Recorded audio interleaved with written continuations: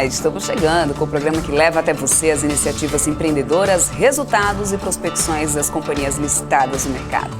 Bom, no BMC Business de hoje, a gente vai bater um papo aqui com a Rosana Folli, que é diretora de RI e ESG da Braskem, uma companhia global que tem ações listadas na B3, na Bolsa de Nova York e também na Latbex, na Espanha.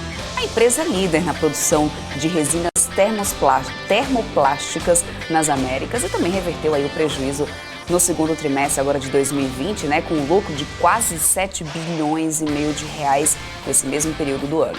A partir de agora, a gente vai entender melhor esses números, descobrir as perspectivas aí para os próximos meses da Braskem, além de, claro, conhecer as oportunidades da companhia. Roda o VT.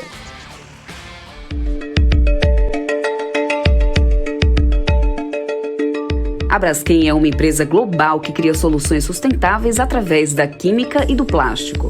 A companhia foi criada em 2002 e tem clientes de vários setores que transformam os insumos feitos pela Braskem em produtos para as áreas de saúde, mobilidade, alimentação, infraestrutura e bens de consumo. Hoje é a sexta maior petroquímica do mundo, líder global na produção de biopolímeros. São 41 fábricas distribuídas no Brasil, México, Estados Unidos e Europa e 14 escritórios comerciais ao redor do mundo. A Braskem tem capacidade anual de produção de quase 11 toneladas de químicos e cerca de 10 toneladas de resinas termoplásticas, um portfólio de produtos que é transformado por clientes em mais de 87 países. Os principais acionistas da companhia são o Novo Honor, antiga Odebrecht e a Petrobras. A empresa tem um free float de 25,5% do capital total, o que traz liquidez para os acionistas que desejarem negociar suas ações na B3.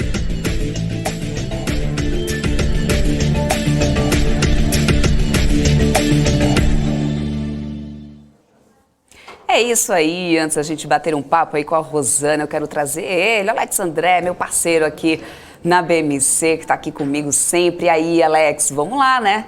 Vamos lá falar sobre esse setor petroquímico e entender direitinho tudo que está acontecendo com a Braskem? Muito bacana, Débora, sempre uma honra, né, dividir aqui a bancada contigo do BMC Business, falando de um case bem interessante, né, que é a Braskem, um case, né, que e também tem bastante pontos, né, tanto na parte de ESG, né, tanto na relação de resultados, como você comentou, né, ou seja, a companhia divulgando fortíssimos resultados em relação com a retomada econômica e de diversos outros assuntos, né, que a gente vai abordar aqui ao longo do programa, Débora. É isso aí, Alex. Bom, a gente também vai falar mais de empresas por aqui, né, Alex? Com você trazendo aí os dados da Mitre, Zetec também, Gafisa, falar um pouquinho também do setor de construção, né? Mas agora para poder a gente entender melhor dos números da Braskem, para saber os próximos passos aí da companhia, vamos lá, vamos conversar ao vivo agora com a Rosana Folli, que é diretora de RI e ESG também da Braskem, já está aqui comigo. Seja muito bem-vinda ao BMC.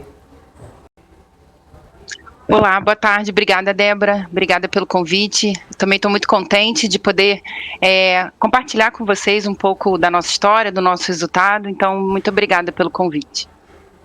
Rosana, vamos já começar falando aí sobre esse anúncio que vocês fizeram, né, ontem, de que a Braskem, né, e a SCG estão estudando produzir, né, bioetano e polietileno também na Tailândia, né? O que falta para essa possibilidade se concretizar? Vocês têm alguma expectativa de prazo aí para uma definição? No que isso vai mudar aí o cenário da empresa? Tá bom. Eu vou fazer algumas considerações antes, até para chegar no anúncio que a gente fez ontem pela manhã. Vamos lá. Até como comentado no vídeo, vamos lá. Até comentado no vídeo de abertura da Braskem, a Braskem é o maior produtor de biopolímeros do mundo, né? E o que é isso, né? A gente faz um polietileno que tem como matéria-prima o etanol. Então, no final do dia, ele captura carbono do meio ambiente. Então, né, nesse mundo ESG que a gente está vivendo, a gente tem uma vantagem competitiva nesse sentido. Então, o que a gente anunciou ontem é uma parceria com a SCG. A SCG é uma das petroquímicas, uma das maiores petroquímicas integradas na Tailândia. Então, ela vai trazer não só o expertise do mercado, né, ali na Tailândia, na Ásia, e além de estar alinhado com a nossa estratégia de sustentabilidade, a gente tem compromissos importantes para atingir a neutralidade de carbono, ele também traz entrega um outro pilar estratégico da companhia, que é uma diversificação geográfica. Então, esse MOU foi assinado, né, na madrugada, né, que foi assinado ali na Tailândia, Singapura. Agora a gente vai começar a estudar, então é como qualquer processo de decisão de investimento de qualquer companhia. Então, no final do dia, todos os estudos de viabilidade vão ser feitos agora nos próximos meses, e depois a gente, em sendo viável, a gente vai levar para aprovação do nosso conselho, aprovação do conselho de administração da própria SCG, para a gente seguir em frente o investimento. Então, ainda estamos numa fase de estudos, ainda uma fase inicial, e a gente imagina aí que vamos ter notícias boas nessa frente, mais para frente, né, no final do dia. Agora, Rosana, passando um pouco essa parte aí, né, dessa concretização da proposta, como que seria a implementação dela na prática? Vocês já estão discutindo isso, assim, o que vai caber a cada uma das empresas? E qual que seria, né, o benefício aí realmente para a Braskem, além de, por exemplo, a diversificação aí também geográfica, como você falou? Olha, eu vou até trazer um pouco da experiência que a gente viveu na construção da planta atual, né? Hoje a gente tem uma capacidade já de produção de polietileno verde de 200 mil toneladas. Inclusive, a gente já está fazendo uma expansão dessa própria planta, né? Atualmente a gente está fazendo uma expansão de 30% da nossa planta aqui no sul do Brasil, de polietileno verde. Então, em aprovado, né, seja na instância de governança da Braskem quanto da SCG, eu imagino que é um investimento de 2 anos e meio, 3 anos, assim como qualquer outra planta petroquímica, e levando em consideração essa expansão, né, que a gente está conduzindo hoje como um potencial CAPEX. Hoje a gente está falando de 60 mil toneladas, são 60 milhões de dólares, né? Então, se a gente for construir algo similar da capacidade atual que a gente tem hoje, 200 mil toneladas, seria mais ou menos $1 milhão por tonelada, né? Tendo como referência, mas naturalmente esse número será ratificado nesse processo de avaliação desse estudo de viabilidade que a gente está conduzindo. Então, por que a gente se juntou, né, com a SCG? A companhia, a Braskem, ela traz o nosso expertise em fazer essa produção de eteno verde. Né, como eu disse anteriormente, nós somos os únicos que faz no mundo, então a gente tem uma expertise, a gente sabe produzir, e aí eram lições aprendidas da companhia desde que a gente partiu essa planta que hoje opera, e ela partiu inclusive em 2010, então ano passado a gente fez 10 anos de operação. Então hoje a gente tem um yield de conversão que a gente chama muito mais eficiente, em todo o expertise que a gente se dedicou e entregou nos últimos 10 anos. O que é o yield de conversão, né? No final do dia, a gente consome o etanol, compra o etanol, do etanol a gente produz o eteno verde e depois o polietileno verde. O yield de conversão, no final do dia, eu preciso de menos etanol para fazer mais eteno verde. Então, a gente avançou muito nessa frente. Então, a Braskem, ela traz o conhecimento, né, nessa operação industrial. Além disso, por sermos os únicos que temos esse produto, o polietileno verde, a gente conhece o mercado, conhece quem tem o apetite, conhece quem são os principais clientes, então a gente traz esse expertise também. E no final do dia, a SCG, por ela ser uma empresa asiática, a companhia, né, a Braskem tem também escritório comercial na Ásia, porém ainda não temos produção. A SCG, ela traz esse conhecimento do mercado asiático. Além disso, a gente imagina que toda essa planta de polietileno verde, porque tem a planta de eteno verde, como eu comentei, e o investimento estaria focado aí, e tem a de polietileno verde. A gente possivelmente usaria uma planta de polietileno comum da SCG dentro do ativo da SCG. E isso é importante porque tem até uma redução de CAPEX, né? O CAPEX, de fato, o investimento, de fato, ficaria focado na construção somente da planta de eteno verde. Então, é combinar forças, né, Braskem com SCG, para a gente não só aumentar essa produção do eteno verde, do polietileno verde, mas esse projeto, assim como a expansão que eu comentei anteriormente, está muito atrelada à nossa meta de 2050, onde a companhia quer atingir a neutralidade de carbono. Essa neutralidade de carbono, uma das frentes para a gente atingir isso é a compensação de carbono. E aí, como eu disse anteriormente, o polietileno verde, ele captura CO2 no meio ambiente, ou seja, compensa as demais emissões que a gente tem na companhia. Bom, recentemente, né, o rating da Braskem, né, passou de BB+, para BBB-, né, e a S&P destacou que a elevação do rating para grau de investimento, né, com perspectiva estável, reflete essa melhora considerável nos indicadores aí de rentabilidade e também de geração de caixa da companhia. A agência citou ainda o fato da empresa ter reduzido a dívida bruta em cerca de 1 bilhão e 700 milhões de dólares. Quais esforços da Braskem você destaca nesse processo, assim? Na prática, de que forma a companhia, né, vai se beneficiar dessa elevação do rating? Sim, essa agenda, né, com as agências de rating, né, porque tem duas classificações importantes. Além dessas classificações do rating, que é uma empresa com grau especulativo ou grau de investimento, né, e essa alteração do rating da companhia, ele mostra que a companhia passou de um grau especulativo para um grau de investimento. E essa agenda, né, de ser uma empresa grau de investimento dentro da companhia é extremamente séria. Então, a gente já implementou diversas iniciativas na busca ou na manutenção, né, do grau de investimento. A companhia, desde 2011, era grau de investimento. Ano passado, a gente teve uma redução no nosso rating em função da dinâmica da pandemia, né, impacto na demanda, e agora a gente recuperou com uma das agências. Então, o que a gente fez? Ano passado, né, como um dos exemplos, como você pediu, Débora, ano passado a gente lançou um plano de desalavancagem. O que esse plano trazia? Primeiro que a gente fez uma emissão híbrida, foi a primeira empresa brasileira a fazer uma emissão no mercado de capitais híbrida, que quer dizer que uma parte daquela dívida, que então seria dívida, teve um tratamento de equity pelas agências de rating. Então, com isso, a gente permitiu desalavancar 0,4 vezes, mais ou menos. Então, essa foi uma grande iniciativa. Ano passado, a gente reduziu o investimento. O nosso target inicial era 700 milhões de dólares de investimento, a gente reduziu para algo em torno de 300 milhões de dólares, a gente fez um programa também de redução de custo fixo, então a agenda com a agência de rating para manter esse grau de investimento é extremamente séria na companhia. Tá? E quais são os benefícios que a gente imagina e que a gente acredita, né, em ser uma empresa grau de investimento? Primeiro que a gente consegue acessar um portfólio muito mais amplo de investidores. Se a gente, e a companhia é um emissor recorrente do mercado de capitais internacionais, tem fundos que só conseguem investir em empresas grau de investimento. Então, essa é uma razão. E aí, quando há uma demanda maior pelo papel da companhia, naturalmente a gente consegue ter um benefício de custo.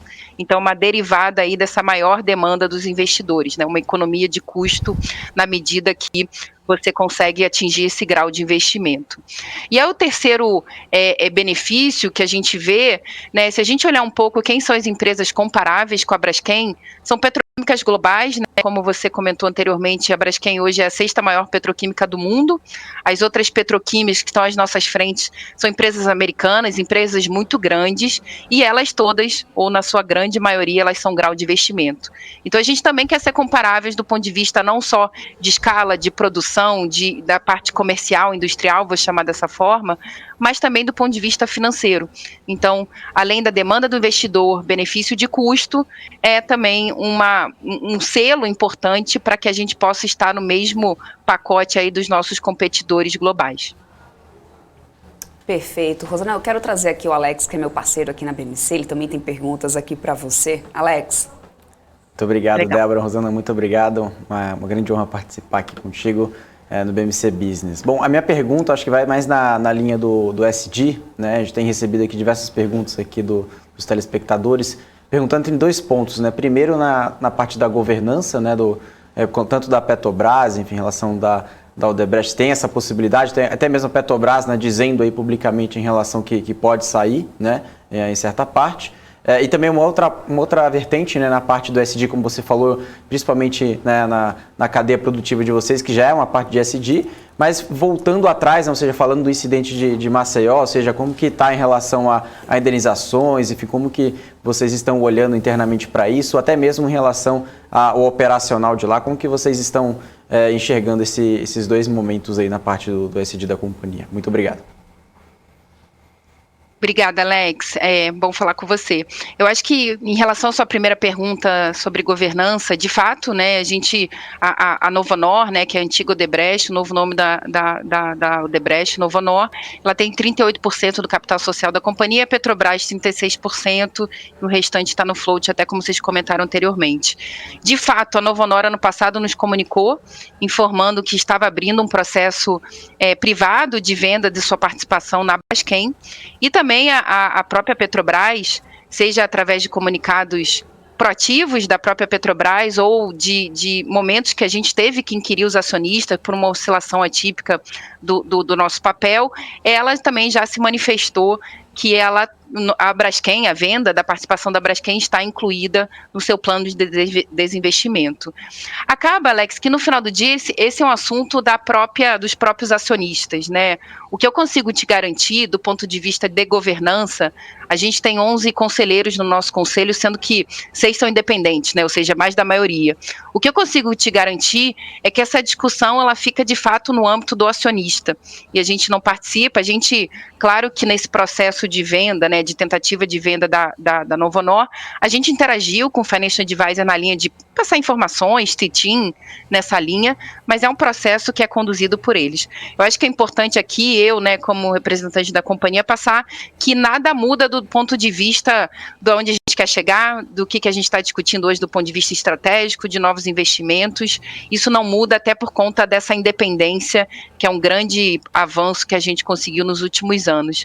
Então a gente tem pouco para falar sobre o tema, acaba que é um tema de fato conduzido pelos acionistas que a gente não participa, mas, né, é acompanhar para ver como que vai se dar, né? O que eu também tenho comentado bastante com os investidores é que no final do dia, né, se a gente até analisa um pouco a situação, principalmente da Novonor, né, acho que todo mundo acompanhou o processo de recuperação judicial, etc., ela precisa maximizar valor, né? Então, no final do dia, ela está alinhada, na medida que ela precisa maximizar valor, em função de dívidas que ela tem com os credores, ela está alinhada não só com a Braskem, que a gente quer maximizar valor, mas também com os outros acionistas minoritários da companhia.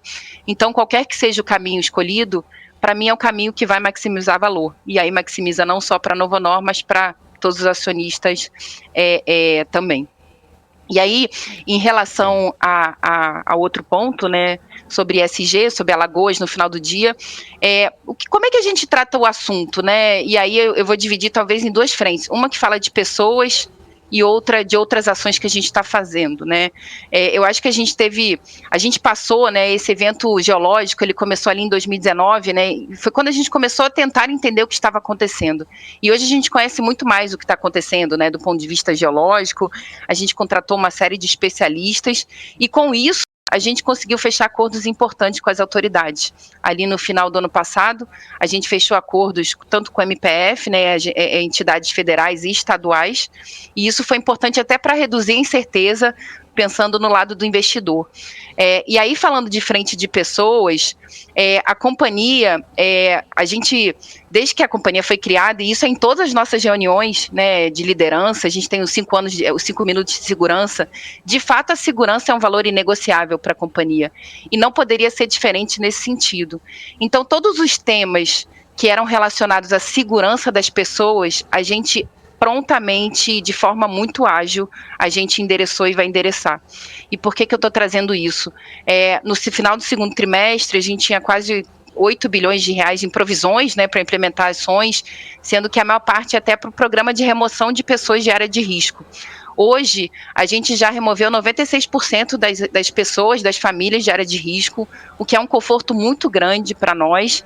E até o nível de aceitação de proposta com essas famílias, hoje a gente tem um percentual de 99,7%, mostrando de fato que a gente tem sido extremamente razoável. Então, tudo que se relaciona a pessoas, né, e foi principalmente ao longo do ano passado, a gente vai endereçar. A gente não se discute pessoas, né, a vida, a família, o dia a dia das pessoas, isso não discute. Então a maior parte da provisão é relacionada a pessoas.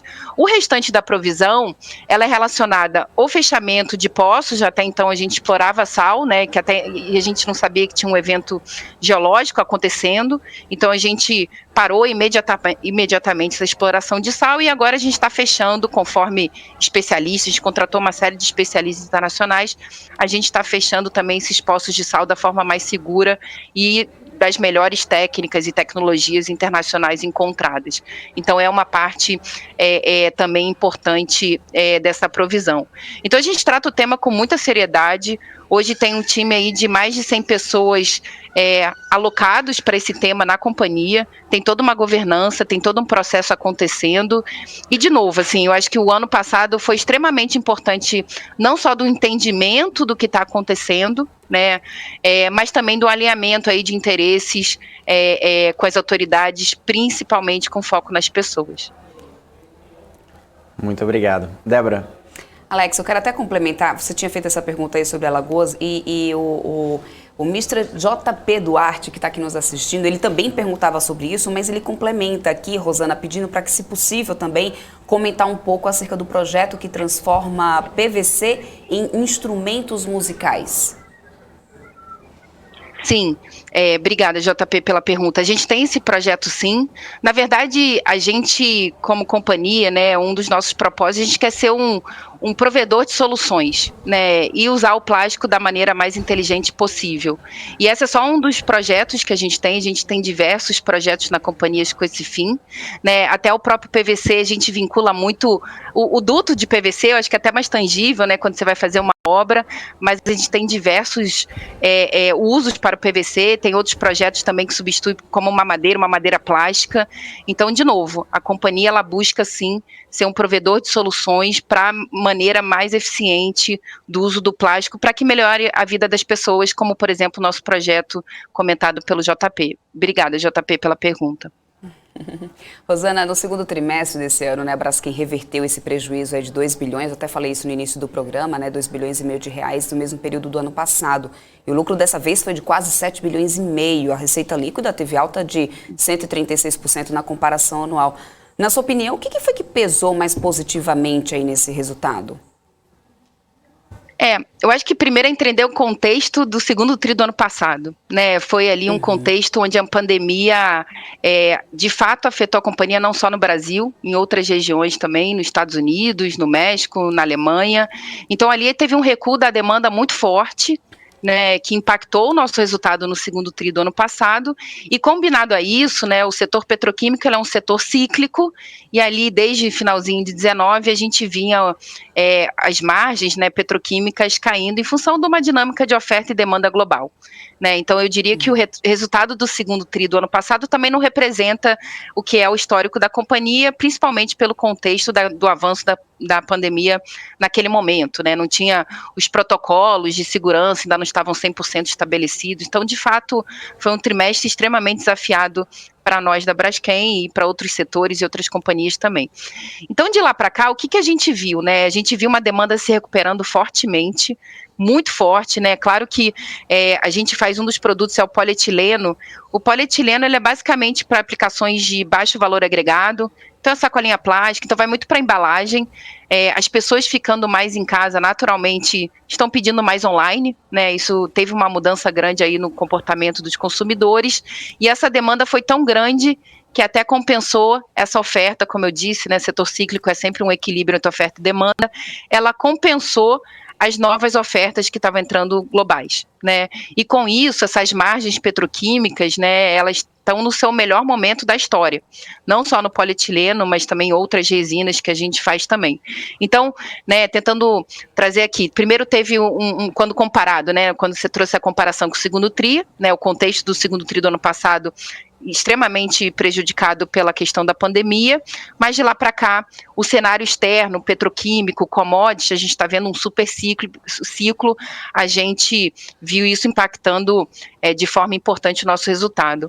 O nosso resultado, né, eu falo que de uma maneira bem simplificada, ela é volume de vendas, vezes um spread, né, uma margem petroquímica, que são referências internacionais, menos um custo fixo. E aí, volume de vendas muito melhor, como eu disse, houve uma recuperação na demanda, até melhor do que imaginava. Do ponto de vista do spread petroquímico, o cenário internacional extremamente positivo. E, por fim, o custo fixo. Hoje a gente já tem até um programa dentro da companhia, que eu até comentei anteriormente, né, no âmbito da pergunta sobre a agência de rating de redução de custo fixo. Então, foi o alinhamento perfeito das estrelas, né? Demanda melhor, spread melhor e uma redução de custo fixo. Então, por isso que vocês viram o resultado da companhia do segundo tri, e até o primeiro tri, até então, o primeiro tri tinha sido o recorde histórico da companhia, e aí o segundo tri veio e foi melhor, sendo até então o recorde de resultado histórico desde a nossa criação. Bom, vamos falar agora um pouquinho do dólar, né, que tem, claro, impacto importante aí no resultado da Braskem, né? A gente tem visto aí a moeda cada vez mais valorizada, as projeções são para fechar o ano em 5,15, bater aí os 5,20 no ano que vem. No balanço do segundo trimestre, né, o câmbio favoreceu o resultado financeiro líquido aí que ficou positivo, né, depois de ter sido deficitário aí no primeiro trimestre desse ano. De que forma o dólar vai impactar diretamente aí a performance financeira da companhia? No cenário da Braskem, como que você avalia essa projeção de um real mais desvalorizado no próximo ano? Sim, o business da companhia, ele é dolarizado, ou seja, a receita da companhia, ou ela é dólar-dólar, quando a gente exporta, ou nos meus negócios lá fora, ou ela é vinculada ao dólar. Por que eu falo isso? Porque a gente não forma um preço, a gente é tomador de preço. No nosso setor, quem define o preço, ele é o produtor que tem um custo maior, né, o custo marginal. E aí todos os demais participantes do mercado, eles seguem esse preço. Então, a gente segue o preço, como eu comentei, a gente está longe, né, de ser o produtor marginal, a gente tem margens muito melhores do que o produtor marginal, e esse preço ele é definido em dólar. Né? Então, a gente começa por essa referência internacional em dólar e faz a conversão para reais. Então, 100% da nossa receita, ou ela é dólar-dólar, né, como eu comentei anteriormente, ou ela é vinculada ao dólar. E quando eu olho um pouco a minha estrutura de custo variável e custo fixo, a matéria-prima que a gente compra, ela tem essa mesma dinâmica. Então, a gente está falando de uma nafta, que ela é um coproduto do petróleo, então tem uma referência internacional em dólar, que também se converte para reais, da mesma forma que a nossa receita, ou etano e propano, que também, da mesma dinâmica da nafta, é uma referência internacional convertida para reais, só que eu tenho custos fixos ou variáveis, como por exemplo a energia no Brasil, que são em reais. Então a estrutura de custo da companhia é 100% da receita em dólar, ou vinculada ao dólar, como eu comentei, e 80% dos custos. Então toda vez que o real deprecia, ele gera um benefício de custo para a companhia, porque o meu custo fixo em reais, né, o meu custo fixo denominado em reais em dólar, ele fica mais barato, né? Então esse é o grande benefício. Se a gente olha um pouco historicamente essa correlação, né, claro que isso varia ao longo do tempo, né, mas pegando aqui que seria uma normalidade aí desse benefício, e é tanto para o bem quanto para o mal, e eu já vou fazer mais um ponto à frente, a cada um centavo de dólar que aprecia ou deprecia, é o EBITDA do ano, né, que é aquele proxy da geração de caixa, é um EBITDA maior ou menor de 5 milhões de dólares no ano. Né? E aí eu queria fazer um outro ponto, porque também quando o dólar se aprecia, né, vocês podem ficar com o entendimento, poxa, a Braskem vai ter uma perda, mas também tem que pensar da seguinte forma, toda vez que o câmbio se aprecia, pela teoria econômica, a economia está indo super bem. Se a economia está indo super bem, quer dizer que tem mais demanda por nosso produto, né? A gente vê plástico aí em todos os setores. Isso, o que quer dizer? O que a gente produz no Brasil e vende no Brasil, a gente tem uma margem maior. Então, se o mercado brasileiro demanda mais, eu vou desviar aquela exportação marginal e vou vender mais no Brasil. Então, tem esse efeito câmbio, que você super bem pontuou, Débora, mas a gente tem uma proteção natural também contra incertezas do cenário do Brasil. Ou seja, se o câmbio deprecia, é positivo, a gente tem essa estrutura de custo que eu comentei, mas se tem uma apreciação do câmbio, também é positivo, porque a gente consegue vender mais no mercado brasileiro. Bom, entre os motivos, né, para Braskem para se investir na Braskem, né, vocês destacam muito aí o histórico de crescimento orgânico e inorgânico impulsionado aí pela estratégia de internacionalização, né? E hoje a companhia tem 41 unidades industriais e 14 escritórios comerciais em vários países.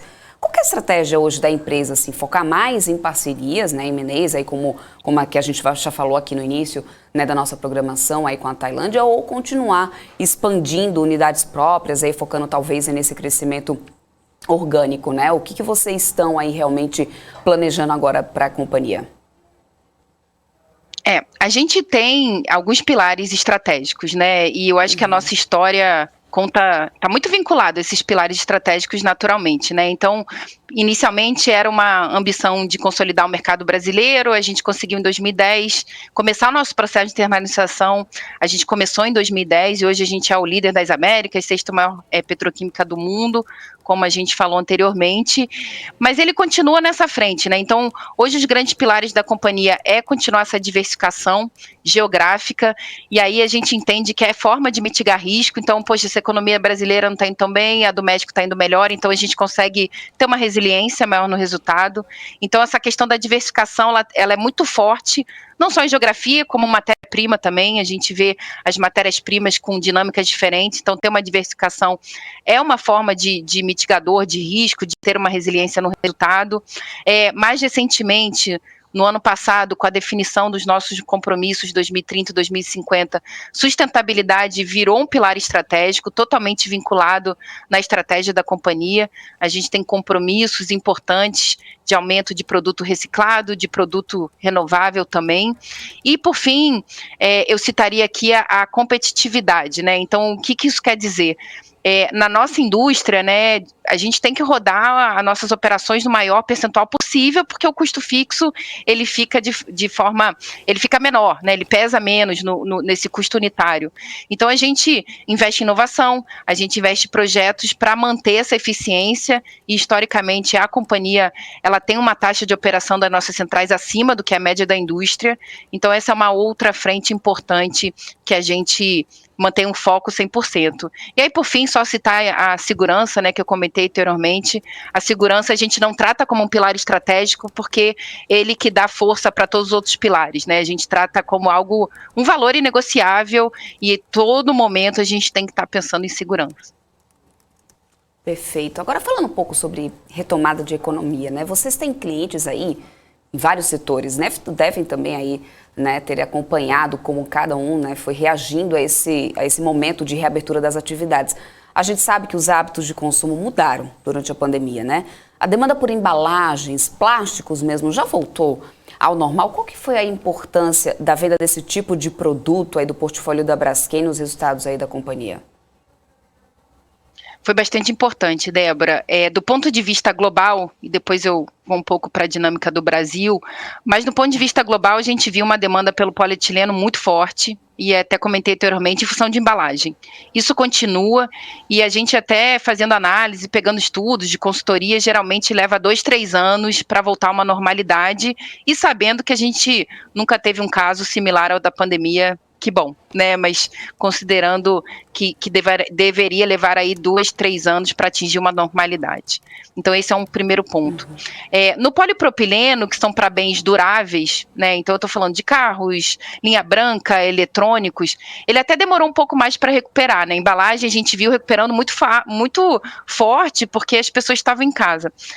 Mas a gente já viu uma recuperação. Claro que tem uma questão do setor automotivo, que todos devem estar acompanhando, a questão da cadeia do microchip, então a gente ainda não atingiu uma normalidade, né, quando a gente vê um pouco a demanda do setor automotivo, ainda não está numa normalidade. E por fim o PVC, que é basicamente construção civil, né, a principal aplicação vai para o setor de construção civil, e a gente viu globalmente muito forte. E aí, já entrando um pouco na dinâmica do Brasil, a gente viu um setor de construção civil extremamente forte, até em função dos benefícios que foram dados pelo governo, incentivos, né? Então a gente viu claramente, e aí na loja, né, nos pequenos materiais, né, não é infraestrutura pesada, digamos assim. Então a gente viu isso puxando de forma importante. O que a gente está vendo hoje? A embalagem, de fato, continua num patamar acima do que é o normal, né? Muitas pessoas ainda continuam em casas. Os países eles vão ter dinâmicas de retorno à normalidade diferente. O PP e o PVC, a gente já viu que dentro né, quando chegou ali, depois do segundo tri, no segundo semestre, a gente viu uma demanda extremamente forte, né? Os clientes eles tinham que reconstruir estoque. Isso aconteceu até mais ou menos maio, junho. De lá para cá, houve talvez um ponto de inflexão, mas dentro de uma normalidade, né? Eu costumo falar o seguinte: a Braskem, historicamente, num trimestre, a gente vende 1,5 milhão de toneladas de PE, PP e PVC no Brasil, né? E nesses últimos 3 trimestres, a gente chegou a bater quase 1,6 milhão de toneladas de venda de PE, PP e PVC num trimestre.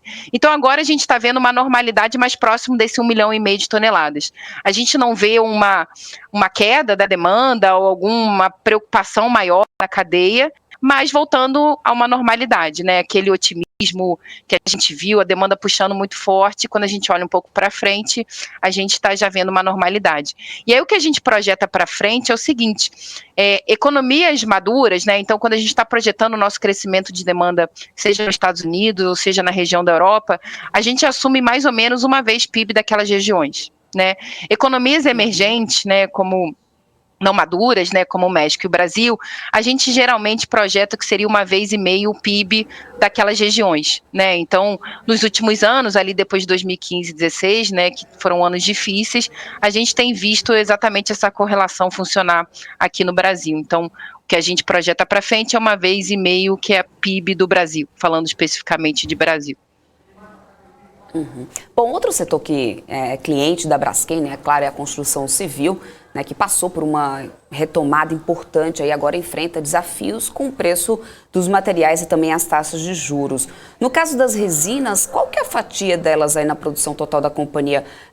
Comparando, né, com o segundo trimestre do ano passado, a demanda aumentou, mas em relação ao início desse ano caiu. Como que vocês projetam essa acomodação aí no mercado no pós-pandemia?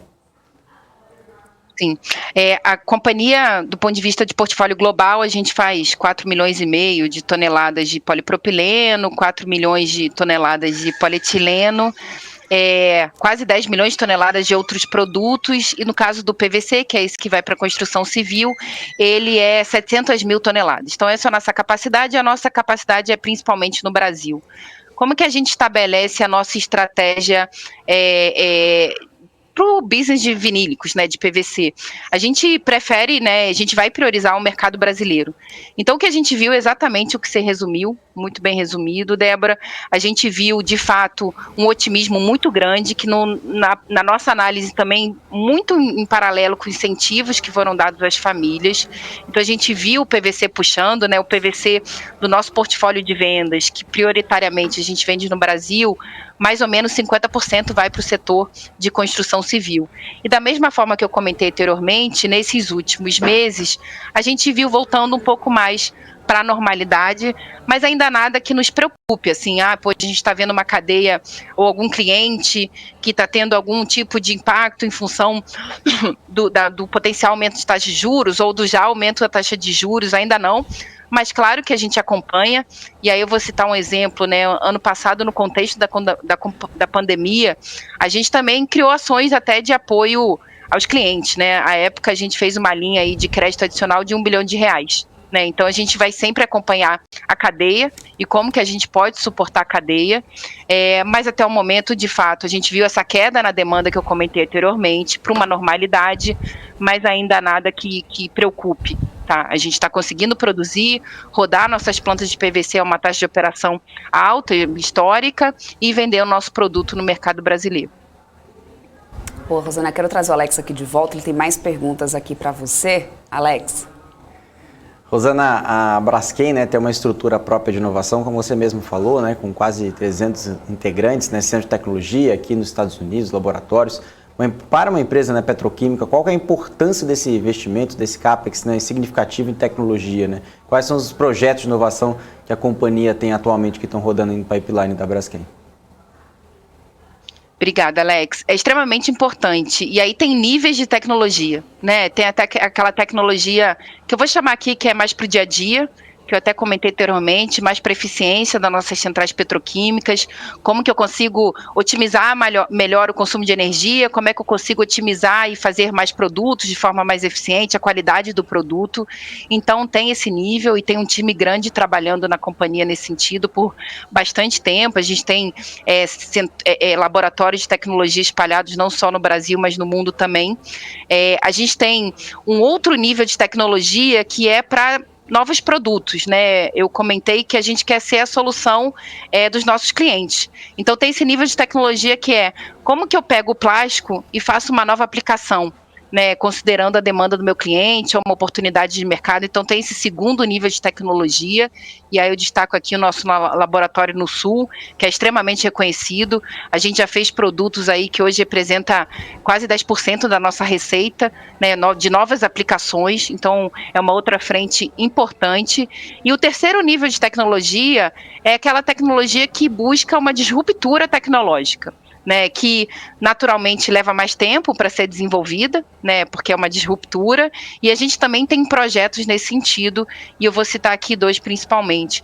Um é da produção do MEG Verde, que é uma outra resina, a partir do etanol, né, então tem uma disruptura tecnológica, hoje ninguém faz esse MEG Verde com etanol, além de trazer toda essa questão do renovável, que está numa das nossas metas para o longo prazo.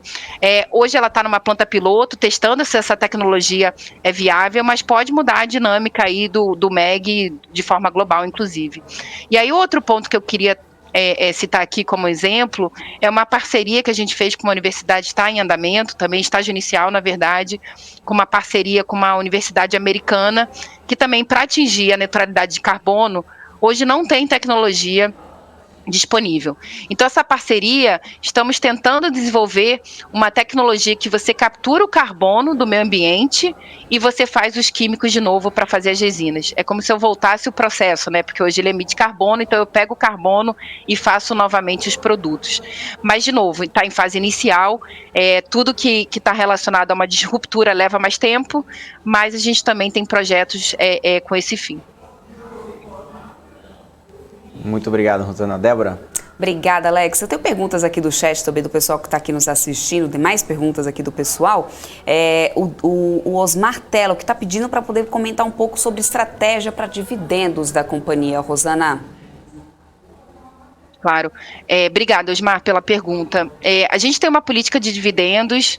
Essa política de dividendos, ela fala o seguinte: o mínimo no Brasil, as empresas são obrigadas a pagar 25% do lucro líquido do ano anterior, mas qualquer distribuição adicional de dividendo, a gente vai fazer uma avaliação no ano corrente e 2 anos para frente, o quanto que essa distribuição adicional leva, né, alavanca a companhia de forma que a gente não pode ultrapassar 2,5 vezes de alavancagem.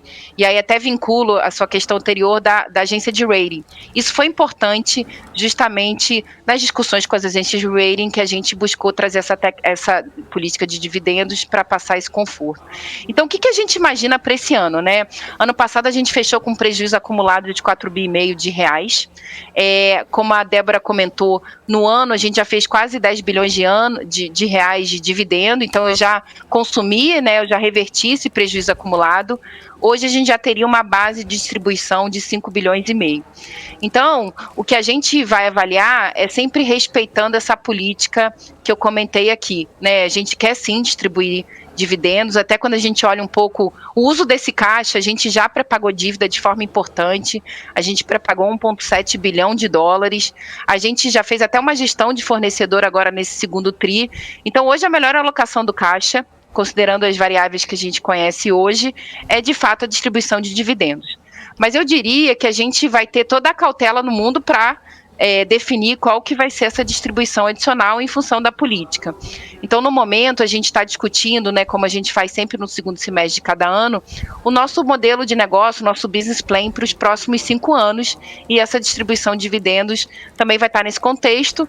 E mais importante, né, para a gente propor uma distribuição, a gente já vai ter um cenário já discutido, né, um cenário petroquímico para os próximos 5 anos, o que nos dá mais confiança do que a gente vai propor de dividendos. E aí eu quero trazer aqui algo que a gente fez em 2017. A geração de caixa naquele ano foi muito mais forte do que a gente imaginava no início do ano, muito similar do que a gente está vendo até então esse ano. Lá em 2017, o que a gente fez? Como eu comentei, o 25% do lucro líquido, a gente obrigatoriamente, as companhias brasileiras têm que pagar. Então, o que a gente fez lá em 2017, muito similar ao cenário que a gente está vendo hoje, a gente antecipou ali para final do ano de 2017 o que seria o pagamento desse dividendo mínimo, e aí no contexto ali da Assembleia entre março e abril do ano seguinte, a gente fez a proposta de dividendos adicional. Mas, de novo, considerando as variáveis, considerando o exercício que a gente já fez de pagamento de dívida, de gestão de fornecedor, considerando a expectativa de cenário petroquímico das consultorias externas para esse ano e para o próximo ano também muito positiva, e até quando a gente vê os nossos projetos de crescimento, que a gente tem alguns projetos de crescimento, mas de CAPEX não tão relevante, de fato, um uso importante da geração de caixa da companhia vai ser para pagamento de dividendos, sim. Uma outra pergunta aqui, agora dessa vez do Helder, ele pede o seguinte, pergunta para a Rosana sobre a indústria no México, se já está em operação e se entra no balanço a partir de 2021. Sim, obrigada, Helder. A gente tem uma operação no México, na verdade é uma JV, né, uma empresa onde a Braskem tem 75%, a Idesa, que é um produtor mexicano, tem o restante dos 25%, e ali a situação do México é uma situação que existe uma falta de etano na região. O etano é a matéria-prima que a gente usa ali, é uma central 100% base etano. Então o que a gente vem fazendo, a gente vem importando matéria-prima como outras alternativas que não só o fornecimento da empresa da Pemex, né, que é a petroleira mexicana. Então, no final do ano passado, houve um acontecimento onde a gente teve que parar a planta, né, uma empresa mexicana não estava mais transportando o nosso gás natural. Isso tudo foi superado quando a gente assinou um memorando de entendimento no início desse ano, tanto com a Pemex, né, que é essa petroleira mexicana, assim como a Senagás, que é a empresa de transporte de gás natural, e desde então a gente está rodando a nossa planta de forma normal, né, mas nessa combinação, uma parte do etano, uma parte da matéria-prima vem da Pemex e uma parte a gente vem importando, e o que a gente vem buscando nessa fonte de importação é aumentar cada vez mais o volume de matéria-prima importado. O que a gente o que está acontecendo, né, hoje, de fato, a gente está discutindo com a Pemex para ter um novo contrato de etano definitivo.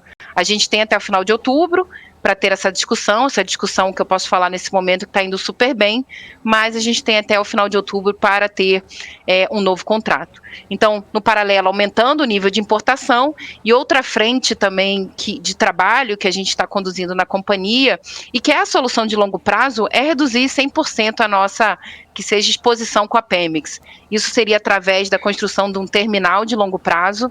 Esse terminal, a gente não é uma decisão de investimento ainda, a gente está fechando os estudos, mas hoje a gente está trabalhando com uma possibilidade, né, estudando uma possibilidade para 120% das nossas necessidades de matéria-prima, que permite não somente reduzir 100%, não ter mais exposição com a Pemex, né, os níveis de produção de etano da Pemex vem caindo de forma importante, mas também criando alternativas de expandir a nossa capacidade de produção na região. Perfeito, Rosana. Alex tem perguntas também mais aqui para você do pessoal do chat, né, Alex? É isso mesmo, Débora. Recebi algumas perguntas aqui. Acho que essa pergunta, Rosana, você já respondeu, mas acho que vale a pena reforçar um pouquinho falando sobre a perspectiva do spread das resinas, né? Como que está a perspectiva de vocês? Como que vocês olharam desde o ano passado para cá, o resultado do segundo trimestre? Enfim, dá um panorama geral para os investidores que estão nos acompanhando. Sim, obrigada, Alex. A expectativa, né, e eu vou trazer aqui sempre o cenário que hoje a gente está vendo das consultorias externas, né, especializadas no tema.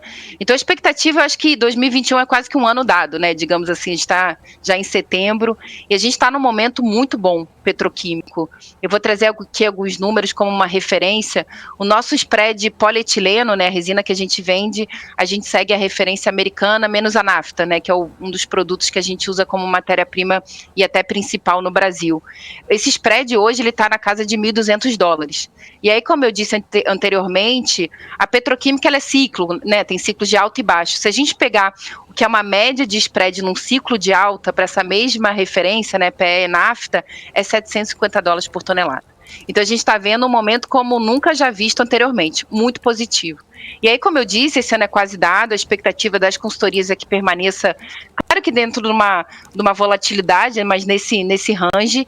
E para o ano que vem, as consultorias estão dizendo que esse spread, por exemplo, é $1.050 por tonelada, ou seja, ainda muito acima do que é um spread num nível de ciclo de alta. Então, a gente está muito positivo, não só para o cenário desse ano, mas para o cenário do ano que vem.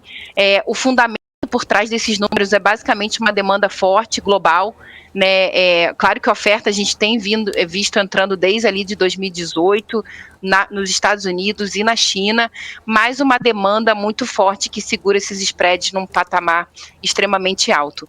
Isso não só para o business de polietileno, que atinge o Brasil e México, mas também principalmente no polipropileno nos Estados Unidos. Recuperação da atividade econômica na região, né, muito impulsionada por consumo, né, e aí naturalmente plástico, como eu disse anteriormente, a gente consegue ver em vários setores, então os spreads lá também trazendo alguns números, hoje está em torno de $1.000, uma média de um spread de alta seus $650, $700, então muito acima, e a expectativa das consultorias para o ano que vem é algo entre $850 a $900.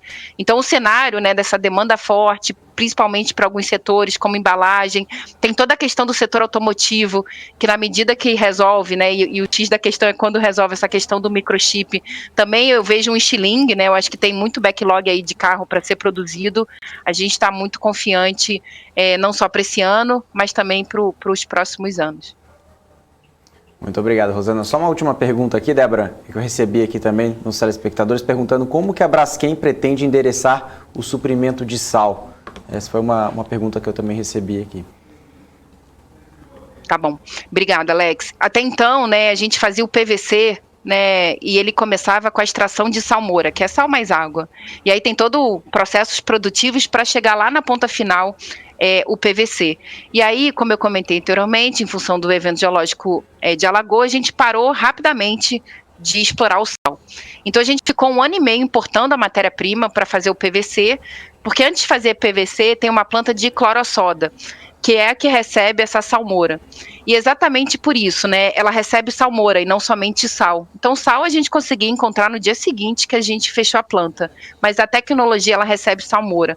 Então no ano começou ali em 19, mas principalmente em 2020 a gente fez um projeto é quase que um misturador, né? Então agora a companhia vem importando sal para misturar com água, e aí hoje a gente já produz essa salmoura, e desde o início do ano a minha planta de clorosoda ela retornou.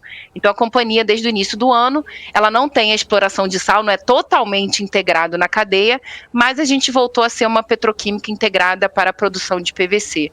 Em relação à exploração de sal, novamente, hoje a gente faz estudos em regiões próximas, vai levar bastante tempo, acho que uns 3, 4 anos ou até mais, para uma tomada de decisão, por algumas razões, né? Como é que a gente, de todo esse processo, quais foram as lições aprendidas que a gente tem que mitigar para frente, né? Então é algo que vai tomar bastante tempo para a decisão. Não acho que vai ser no curto prazo, acho que vai ser mais no médio prazo, mas de toda forma, com o retorno da planta de clorosoda, a gente já voltou a ter quase uma rentabilidade do que a gente tinha quando era 100% integrado. Muito obrigado, Rosana. Débora. Obrigada, Alex. Obrigada, Rosana, Alex. quero muito agradecer aqui pela tua participação, agradecer pela tua disponibilidade de vir aqui falar um pouco mais sobre Braskem, dizer que conte sempre aqui com a gente, com esse espaço para poder conseguir estreitar esses laços aí com os investidores. Aqui vocês terão sempre espaço garantido na BMC. Muito obrigada, já conto você aqui com uma próxima. Obrigada, Débora. Obrigada, Alex. Conte com a gente também. E quem estiver nos ouvindo, quiserem conversar com a gente, só entrar em contato também com o time de RI. Obrigada, pessoal. Bom final de semana a todos. Muito obrigada. Para você também, Rosana, muito obrigada. E essa foi a Rosana Volio, que é diretora de RI também e ESG da Braskem. Eu espero que vocês tenham gostado desse papo sobre a companhia, que a gente vai falar só mais um pouquinho agora sobre o setor e também sobre a Braskem, com o Luiz Francisco Caetano, que é analista da Planner, já está aqui comigo. Luiz, muito obrigado aqui pela tua disponibilidade. Eu já queria, claro, começar falando, na verdade, contigo sobre a tua visão do setor petroquímico brasileiro, né? A gente viu alguma movimentação nessa indústria recentemente, mas o setor enfrenta também problemas estruturais que mexem, né, com a competitividade. Qual que é a análise que você faz, assim, as suas projeções?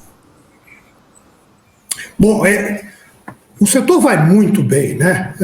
Apesar de quaisquer problemas que a gente possa sempre levantar, a demanda é forte, os preços são elevados, e como a Rosana acabou de falar, eu peguei um pouquinho dela falando, e a visão não pode ser diferente de positivo, né? Estamos vivendo momentos de preços, ou melhor, de rentabilidade, né?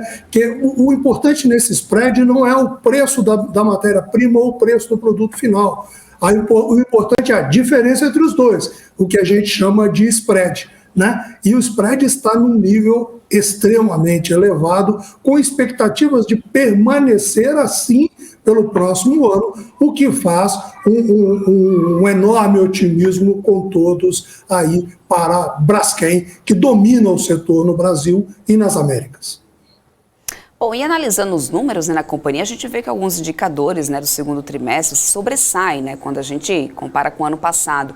Mas isso não acontece quando a relação é com o primeiro trimestre desse ano e todo mundo sabe que por causa da pandemia, o ano de 2020 é uma base de comparação fraca. Como que você analisa essa questão? Assim, a retomada no setor já se consolidou, na tua opinião? Você vê espaço para crescimento nesse segundo trimestre aí para a Braskem?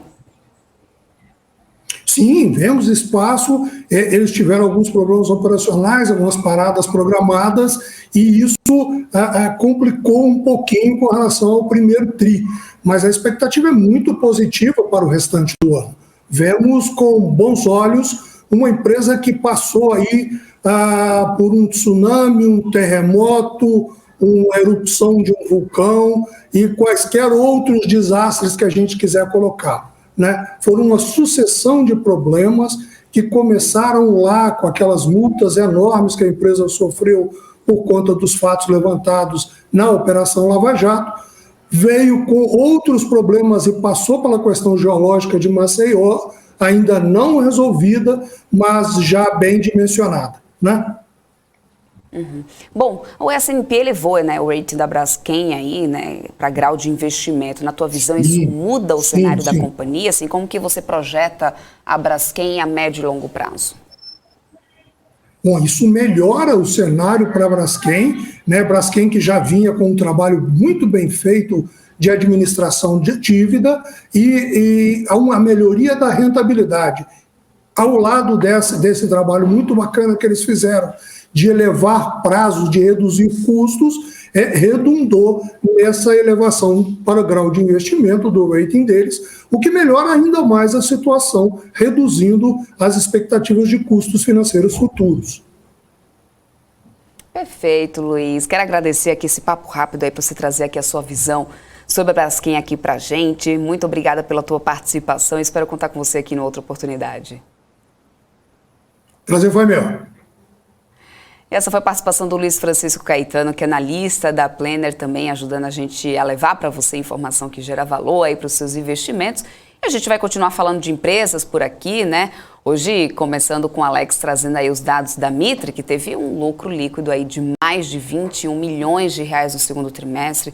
Uma alta também no lucro líquido da companhia de 113%, se a gente for para a base de porcentagem, na comparação anual, né, Alex? Ou seja, e a gente está vendo também hoje, pelo menos até mais cedo, eu não acompanhei agora como que está o mercado. Mas o setor de construção, pelo menos hoje, até que tinha começado o dia aparentemente bem, né, com as curvas DI aí dando uma aliviada, não vi ainda agora, mas tem ido por altos e baixos aí o setor, né, Alex? Débora, mas o resultado no ano ainda é negativo, né? De forma geral, não só a Mitre, mas todas as companhias da Bolsa, né? Independentemente se é na baixa ou alta renda. Mas, Débora, falando sobre Mitre, né? Eu mesmo, né, visitei alguns ativos aqui da companhia junto com os executivos, né? Tanto da linha, né, raízes, né? E também da outras linhas também da companhia, né? Ou seja, a companhia tem aí uma parte, né, tanto um pouco mais focada uma baixa renda, né, média baixa renda, e também, né, uma parte mais focada, né, a House Mitre, né, focada ali uma parte mais de alta renda. Então a gente vai falar desses dois segmentos, né, da companhia e dos resultados, como você falou, de alguns números do segundo trimestre, tá? Então vou colocar aqui a apresentação na tela para a gente falar um pouquinho, né? Eu vou também passar algumas perspectivas, né, do que a gente conversou ali com os executivos, né, dos ativos, enfim, falando de formas, claro, né, públicas que a companhia sempre passa para o mercado, né? Bom, Land Bank, né, a gente está falando de 5,8 bilhões na cidade de São Paulo, então é uma companhia muito focada aqui no core business aqui, que é São Paulo, então eles estão sempre focados, né, em novos lançamentos. Em relação a lançamentos, como eu falei, né, 1,28 bilhões nos últimos 12 meses, são 237 milhões de reais no trimestre, ou seja, está seguindo em linha aí com o projeto aí da companhia em lançar aí, um pouco mais de 1 bi, né, nos últimos 12 meses, então está se encaminhando muito bem. Vendas líquidas, 188 milhões de reais, crescendo 442% comparado, né, ao segundo tri do ano passado. Realmente a base é muito fraca, por isso que teve um crescimento muito forte. VSO é importante, a gente sempre fala aqui, um VSO acima de 60 nos últimos 12 meses, VSO muito forte, venda sobre oferta, né, volume sobre oferta, 29,5 no trimestre e 63,4 nos últimos 12 meses. Receita líquida, 164,7 milhões, a gente está falando de um crescimento de 153% comparado ao segundo tri do ano passado. Já a margem bruta de incorporação, 35% de margem, tá? Uma margem muito boa. Lucro líquido recorrente também 22,6 milhões, 658% acima do período de 2020, tá? Então, realmente é um período de retomada. Bom, vamos falar um pouquinho sobre os empreendimentos, né, da linha House, né, como eu falei, House Mitre. Lançamentos 237 milhões, como eu comentei, são um pouco mais de 1,2 bi, né, de lançamentos aí nos últimos 12 meses. Então a companhia tem ali o House Mitre Campo Belo, ali próximo da região ali também do Brooklyn, né, um VGV de 149,9 milhões, são 178 unidades. O lançamento foi aí em maio desse ano e o VGV vendido quase 60%, né, do prédio vendido, tá? Então colabora aí um VSO muito forte. O House Mitre Residências 370, ou seja, são 237 unidades, foi lançado em junho desse ano, quase 60% vendido também, 58% vendido, tá? São 87,1 milhões de reais de VGV, tá? Valor geral de venda. Agora, passando aqui sobre vendas sobre oferta, né, e vendas líquidas, a gente tem aqui alguns gráficos, né, de alguns números que nós já comentamos, mas o gráfico fica mais tranquilo, né, para a gente observar aqui essa comparação, né? Então, são 74% das vendas realizadas pela Mitre Vendas, ou seja, o braço comercial da Mitre. Inclusive, eu até visitei, né, os estandes da companhia, né, ou seja, tem os corretores próprios, não só na base dos escritórios da Mitre, mas também, né, no próprio estande, fazendo essa prospecção, né, fazendo as vendas. Isso ajuda bastante, ou seja, de todo esse número, de todo esse lançamento, são quase 75% de todas as vendas foram pelo time próprio, no time comercial deles também, né? Então, a gente está falando de um VSO muito forte, de quase 30%, e quase 64%, né, nos 12 meses, com vendas líquidas de 188 milhões de reais. Então aqui a gente está falando de histórico, né, de vendas sobre ofertas de VSO. Então a gente tem aqui essa linha aqui, né, laranja, né, do VSO, né, desde lá do segundo tri até agora, né, desacelerou, mas ainda está muito forte. Quando a gente coloca aqui em relação de VGV, né, chegou ali a superar o terceiro trimestre com um pouco mais de 50,3%. Em relação de VGV de lançamentos, agora ficando em 29,5%, tá? Quando a gente compara aqui vendas líquidas, a gente está comparando aqui um quase 300% de crescimento nos 6 primeiros meses do ano passado com esse ano, e agora lembrando aqui na base trimestral, comparando com o primeiro trimestre, né, ou seja, uma base comparativa um pouco melhor do que o do ano passado, como eu comentei anteriormente, cresceu 127,4%, né, como está aqui 188,4 milhões de reais na base trimestral, tá? Estoque banco de terrenos, como eu comentei, 100% na cidade de São Paulo, localização estratégica, ou seja, bairros que colaboram à estratégia Raízes e também da linha House, garantido em 3 anos de lançamento, ou seja, se não for comprar nenhum terreno, tem 3 anos, né, de lançamento, né, de VGV para fazer nesse estoque atual. Então, ou seja, está muito confortável, né, essa relação de land bank, tá? E land bank muito estratégico, inclusive, né, o próprio executivo, né, o próprio CEO da companhia, Fabrício Mitre, ele tem ali uma leitura muito forte, né, tem um conhecimento, know-how muito grande, né, de muitos anos de saber selecionar ali, ele vê praticamente pessoalmente também os ativos, então tem ali, né, uma expertise muito grande na seleção.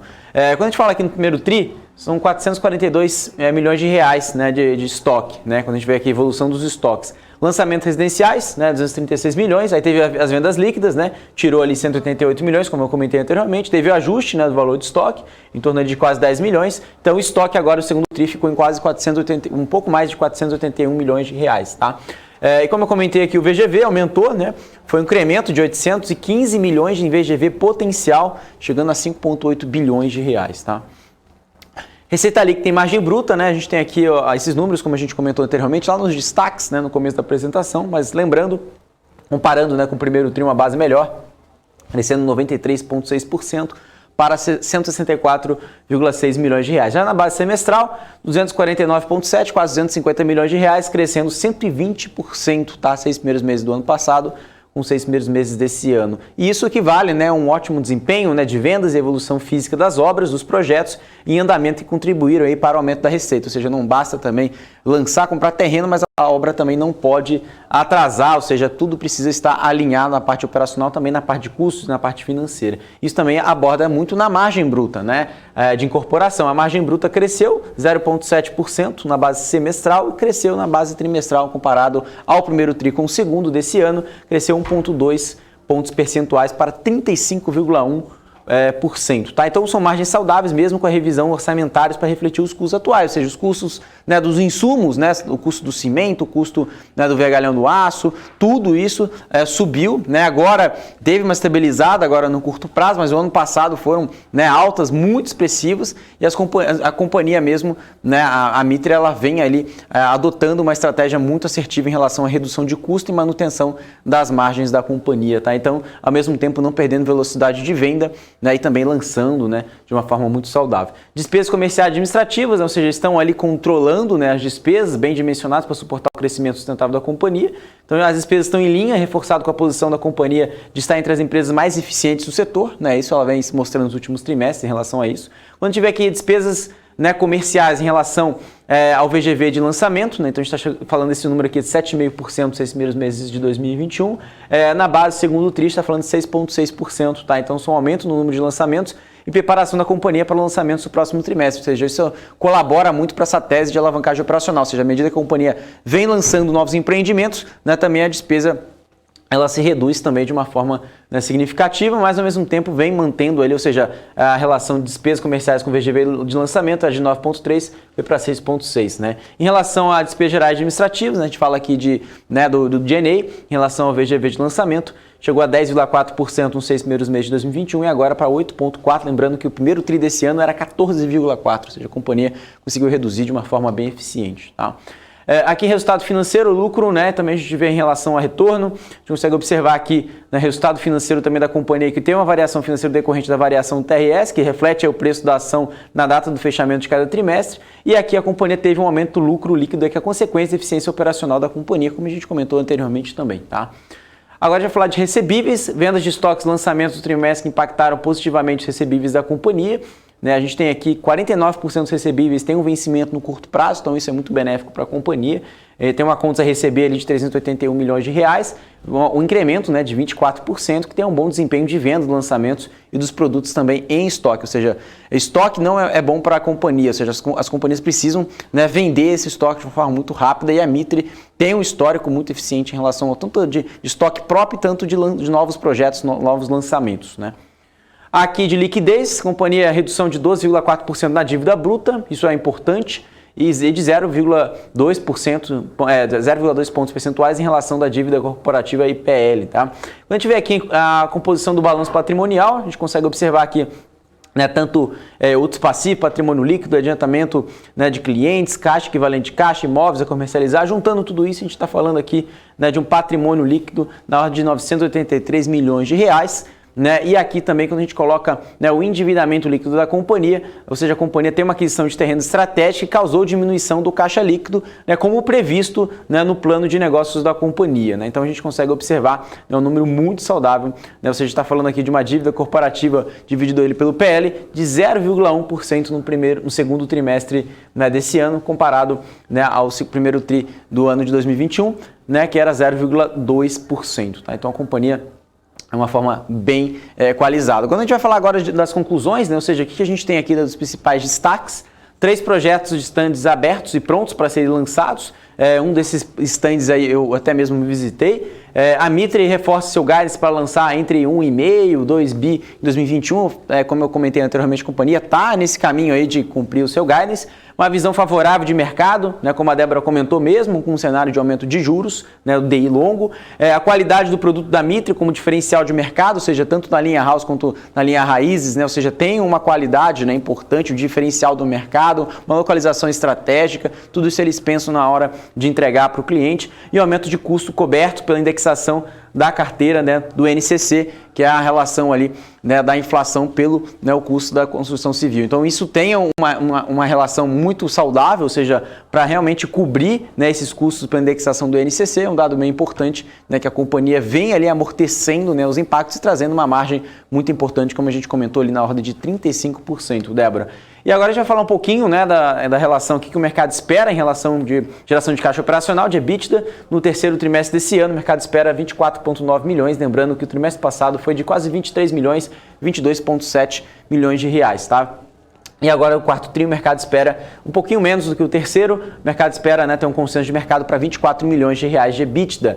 E a gente tem aqui 50%, o mercado está dividido, né? 50% em compra, 3 analistas recomendando compra e 3 analistas recomendando neutro para as ações da Mitre, tá? Então temos Bradesco BBI colocando neutro a R$19, Credit Suisse neutro a R$15, Banco Safra colocando alto performance acima da média do mercado a R$17,80, Itaú BBA colocou Market Perform também como neutro, né? A R$18,50 e temos as últimas 2 recomendações de compra com a Eleven colocando compra a R$20, assim também como R$20, Banco BTG também colocando compra para as ações da Mitre. Débora. Perfeito, Alex. Agora vamos falar um pouquinho daí da EZTEC, né, que recentemente também teve recomendação de compra mantida pelo BTG, com preço-alvo a R$ 47,00. A construtora tem conseguido, inclusive, repassar custos aí dos materiais de construção, né, mantendo margens acima de 40%, e a gente sabe que essa questão dos custos tem pesado bastante, aí tem sido uma preocupação aí, inclusive. E o mercado está de olho nisso, né, Alex? Não só nisso, nessa questão da alta aí nas matérias-primas, como também essa questão da alta dos juros, né, que está pesando bastante, travando o setor, que mesmo tendo bons resultados ainda não consegue descolar, né, Alex? É isso mesmo, Débora, você pegou num ponto muito importante.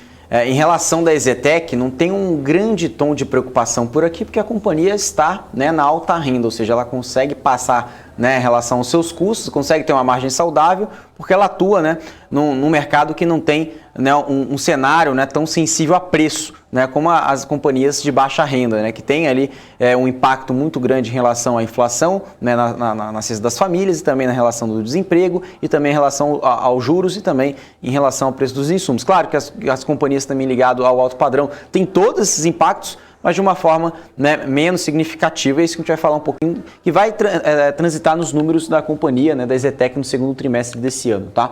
Então vamos lá, vamos falar aqui na parte de lançamentos, vamos começar aqui para a gente entender um pouquinho, né, dos principais projetos da EZTEC. Primeiro, né, é o ID Paraíso, né, na Aclimação, em São Paulo, é um segmento residencial no padrão de Smart Living, participação da companhia em 50%, o VGV da EZTEC R$28 milhões, tá? Unidades, 231 unidades, e também lançamento foi em março de 2021, março desse ano.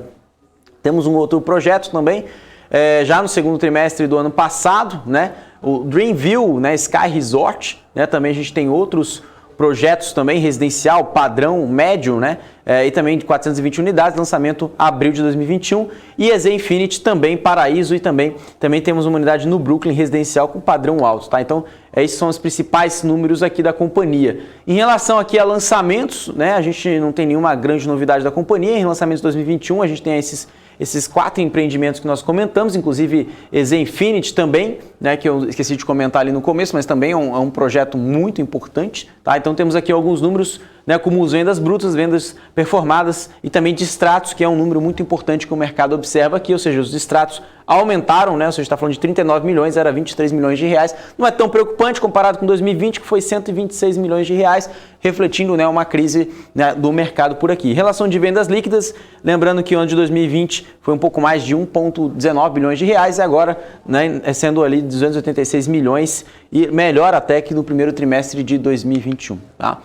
Aqui agora a gente vai falar do banco de terrenos, né, do Land Bank da EZTEC. A gente tem aqui esse número, né, tem uma expectativa que no terceiro trimestre fique girando na ordem de 13 bilhões de reais. Né? O segundo TRI desse ano ficou em 11 bilhões e meio de reais, ou seja, tem um incremento, né, em relação ao trimestre agora que foi divulgado, mas no primeiro TRI foi de quase 12 bilhões, teve lançamentos de quase uma ordem de 1 bilhão, foi 928 milhões de lançamento, e aqui Land Bank e opções de aquisições, ou seja, a gente consegue observar que o médio e alta renda tem a maior parte aqui nesse quadrante vermelho em relação de opções, né, e aquisições de Land Bank, tá? A localidade, a maior parte, né, na zona sul de São Paulo, a zona, né, mais nobre aqui da região de São Paulo, inclusive depois vem ali um pouco menos representativo, né, zona oeste, zona leste, aí vem Osasco, Guarulhos, São Bernardo do Campo e zona norte de São Paulo com menor participação, né, de Land Bank, banco de terrenos. Já o mapa do estoque, né, para quem é de São Paulo, conhece muito bem a participação da EZTEC por aqui, são 12%, né, do estoque são unidades residenciais prontas, e também 72% do estoque são unidades residenciais dentro da cidade de São Paulo em lançamento ou em construção, tá? Então a gente tem aqui dispersão por segmento, né? Zona Sul, Guarulhos, Zona Leste, São Bernardo do Campo, Santo André, Jundiaí, Zona Norte, Campo do Jordão e também dispersão por status de obra também, tá? Ou seja, a gente consegue observar aqui, né, tanto na região da Grande São Paulo, cidades do interior como Jundiaí e Campo do Jordão, que também a companhia tem atuação por lá, tá? Bom, o que nós temos aqui para a gente comentar sobre desempenho financeiro? Receita líquida, 289 milhões, acima do primeiro TRI, um pouquinho acima do quarto trimestre desse ano e até mesmo acima do segundo trimestre do ano passado, né? Ou seja, um número muito forte. Relação lucro bruto também, né? A mesma variação, 132 milhões. Despesas administrativas também caindo, a gente está falando aqui de 14%, que era no segundo TRI do ano passado, caiu para 10% em relação à receita líquida. E também, claro, comentando que despesas comerciais eram 2%, foi para 5%, quando a gente compara aqui na relação de publicidade e stand nas sobrevendas brutas, tá? Agora passando para o próximo slide, também já falar de equivalência patrimonial, 26 milhões de reais, resultado aprimorar 400 milhões, com a margem apropriar em 44%, com lucro líquido também 139 milhões, né, muito acima do segundo trimestre do ano passado, que foi 68 milhões de reais, e também esse número de margem líquida foi 48%, só abaixo ali, né, do que foi o quarto TRI, né, o terceiro quarto TRI, 53%, mas o segundo trimestre do ano passado foi 44%, a companhia conseguiu performar 4% acima do mesmo período do ano passado. Resultado financeiro, para finalizar, 46 milhões, com 16% sobre a receita líquida, tá? Alienação, né, fiduciária, né, a gente tem aqui a evolução da carteira de recebíveis diretos, né, a gente tem aqui alguns números aqui para a gente comentar. Acho que o primeiro número que a gente tem que sempre traz na mente aqui, 451 milhões de reais no semestre, né, então a gente tem todos esses números aqui, daqui para cá, com juros e correção, pago e retomado, e daqui para cá a gente tem os números também de 2020 e o número total de 2019, que foi 519 milhões de reais, tá? Desempenho financeiro, né, FIT Casa, que é um braço também da companhia, lucro líquido e margem bruta, a gente tem uma margem bruta ali de 48,5%, e também esse número, né, tirando ali em relação a tanto a retorno, né, quase 16% do ROI, e também 188 milhões de reais, né, de lucro líquido da companhia. Geração de valor, né, evolução do patrimônio líquido do PL, né, desde o IPO, a gente está falando ali de uma taxa, né, de retorno da companhia, né, de 10,7% do ROI, né, o retorno sobre o equity, caixa equivalentes ali 26% do PL, recebíveis não performados 12% do PL, recebíveis performados 15% do PL, Land Bank quase 30%, 29% do PL. A gente tem aqui em relação, né, um CAGR, né, ou seja, uma taxa, né, composta de crescimento de 23%, a gente está falando aqui, né, de um PL, né, um pouco ali acima de 4 bi, e também a gente comentando aqui, né, sobre ativos, né, como a gente comentou anteriormente, como terrenos a pagar, dividendos a pagar, que é 0% do PL, financiamentos à construção também 0%, mas terrenos a pagar 4% do patrimônio líquido, tá? Bom, agora a gente vai falar um pouquinho sobre relação de expectativa do mercado, né, tanto em geração de caixa operacional, né, o EBITDA. O mercado, né, entregou ali, o mercado espera, né, que a companhia entregue, né, 85,2 milhões de reais no terceiro TRI, 92,8 no quarto trimestre e primeiro TRI do ano que vem, 122 milhões, no segundo TRI do ano que vem o mercado espera 127 milhões, ou seja, o mercado espera uma contínua melhora na geração de caixa operacional, consequentemente a gente vai ver esse número também como lucro líquido e também a companhia deve ter uma receita também positiva que pode chegar até 436 milhões de reais no segundo trimestre do ano que vem, tá?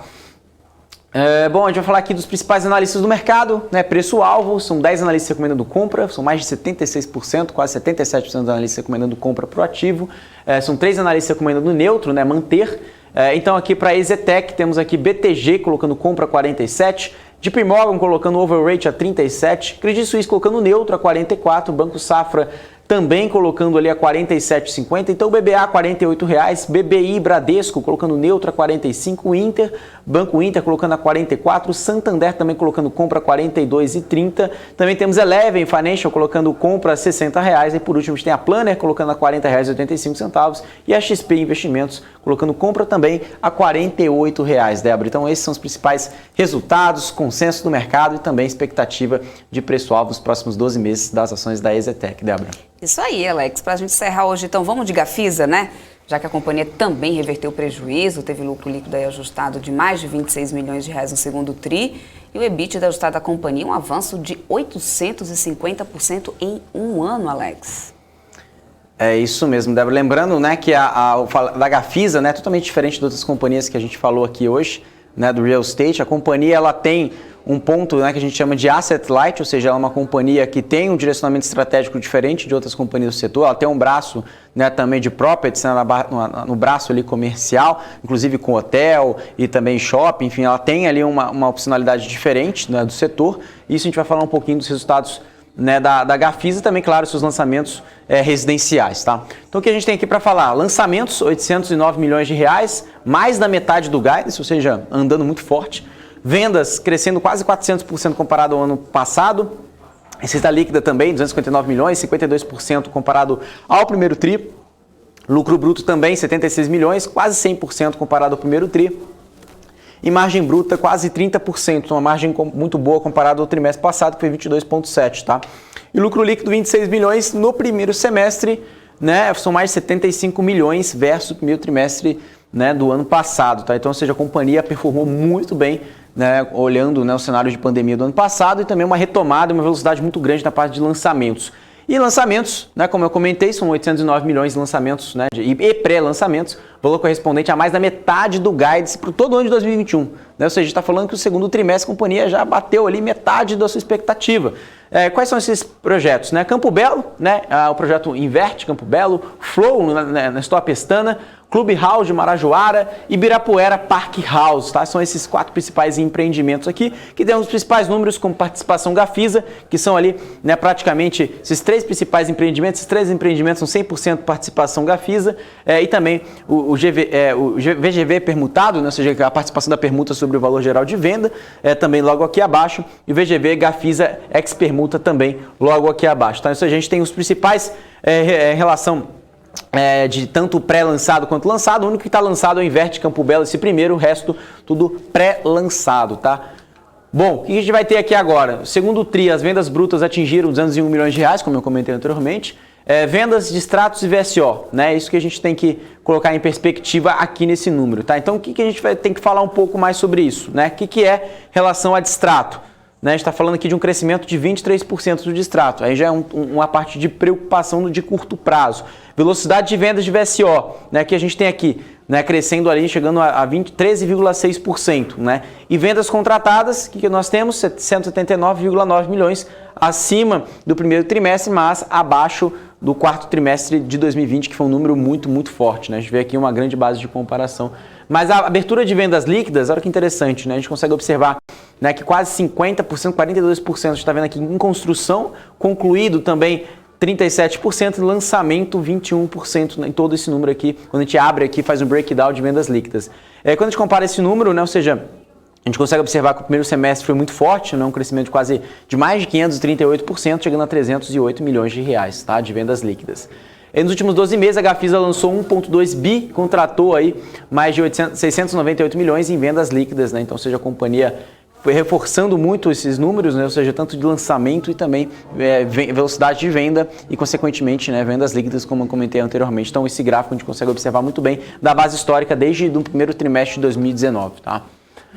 O estoque, né, a gente vê aqui o estoque por fase, né, então a gente consegue observar 23% do estoque concluído, 39% também do estoque tanto em construção quanto em lançamento, né, e o estoque por região a gente consegue observar, né, que a maior parte está na região de São Paulo, Rio de Janeiro com 25% e outros mercados com 6%, a gente está falando de um estoque de 1,14 bilhões de reais, tá, em diferentes estágios.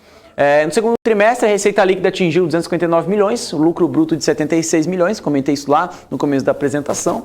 Então, lembrando, né, comparado, a base semestral cresceu 176%, a receita líquida, e cresceu ali 209% comparado na base trimestral, né, receita líquida, e lucro bruto também cresceu muito forte, né, 114 milhões no primeiro semestre e também no trimestre 76 milhões, crescimento de quase 100%, 96% de lucro bruto por aqui. Margem bruta ficou quase 30%, 29,3%, por forte tendência de crescimento nos últimos trimestres, ou seja, aumento de margem bruta ajustada, ficou aí em 31,78%, mas a margem bruta em si ficou em 29,36%. Essa margem veio avançando desde o terceiro TRI, claro, né, desde o segundo e terceiro TRI, que chegou em 16,40% agora para 29,36%, ou seja, a margem aumentando de uma forma muito significativa. Tá? O que nós temos aqui? Manutenção da solidez do balanço, né? Acho que é um ponto muito interessante também para a gente comentar. A evolução, né, da dívida líquida da companhia, né, a dívida líquida sobre IPL, né, subiu ali de 18,7 para 27,9. A gente tem aqui algumas dívidas, né, tanto de capital de giro, dívidas de Gafisa Propriedades, né, a parte da property, ou seja, que aumentou 24%, mas o que é importante é de projetos, né, que aumentou quase 70% dessa variação. Então, por isso que a gente consegue observar essa variação aqui sobre o patrimônio líquido em relação à dívida líquida. Dívida líquida, a companhia fechou no segundo TRI 455 milhões, caixa de disponibilidade de caixa 507 milhões de reais, tá? É isso que é importante para a gente entender um pouco dessa solidez, o que a companhia vem fazendo de movimento estratégico para manter aí essa relação muito robusta. Nos últimos 12 meses, a Gafisa alcançou aí 1,15 bilhões de receita líquida, lucro bruto atingiu 252 milhões e zerou a longa, né, a série histórica de prejuízos, né? Então a companhia tinha prejuízo no primeiro TRI, segundo TRI, terceiro TRI de 2019, quarto TRI de 2019, aí chegou no primeiro TRI de 2020, também já reportando ali lucro, mas depois o segundo TRI veio reportar prejuízo, terceiro TRI também, e a companhia vem ali, né, cada vez mais melhorando, né, a sua performance, né, operacional e também, consequentemente, chegando ali num número financeiro muito atrativo, né, principalmente depois, né, dessa remodelagem da companhia, chegando no modelo de asset light.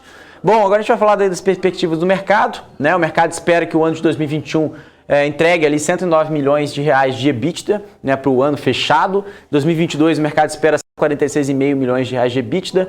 2023, 270,5, ou seja, melhora significativa dos resultados.